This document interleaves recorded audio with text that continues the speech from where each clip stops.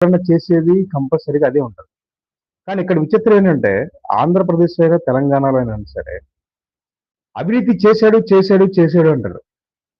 మరి ఏమైందా? మీరు ఎందుకు యాక్షన్ తీసుకోలేదంటే, మన ఇటువైపు ఆంధ్రప్రదేశ్‌లో ఉన్న చంద్రబాబు నాయుడు గారు ఏమంటారంటే, అనవసరంగా టైం వేస్ట్ ఎందుకు మనకి, ఆ కమిటీలు ఎందుకు అయన్నీ వేస్ట్, టైం వేస్ట్ అయిపోద్ది మనకంటాడాయన. పోనీ ఇక్కడ రేవంత్ రెడ్డి ఏమో నువ్వు మరి కేసీఆర్ ఏమంటారు కరెంట్‌లో అక్రమాలు చేశాడంటున్నావు, ఇరిగేషన్ శాఖలో అక్రమాలు చేశాడంటున్నావు. మరి ఆయన మీద కమిటీ ఏసి, కమిటీ రిపోర్ట్ ఇచ్చుకొని ఆయన లోపల ఎయొచ్చు కదా! అంటే, లేదు లేదు దీని మీద మాట్లాడాలా, చర్చలు పెట్టాలా, ఆయన రావాలా, అసెంబ్లీకొస్తే మాట్లాడతాన్నాడు. ఆయన అసెంబ్లీకి రాడు. ఈయన దీని మీద యాక్షన్ తీసుకోడు.